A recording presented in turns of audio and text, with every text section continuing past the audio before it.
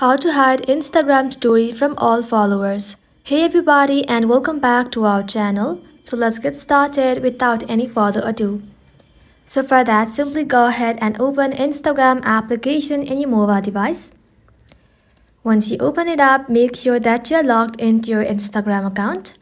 And once you're logged in, tap on your profile icon at the bottom right corner. Now once you are inside your profile, simply tap on the three-line icon at the top right corner.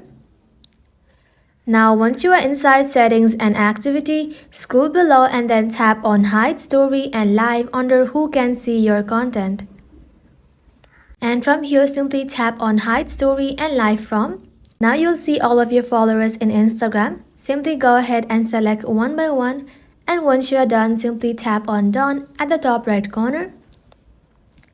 And just like so, you'll then be able to hide your story from all of your followers. And that is it for today's video, guys. Thank you all for watching the video till the very end, and stay tuned until our next upload.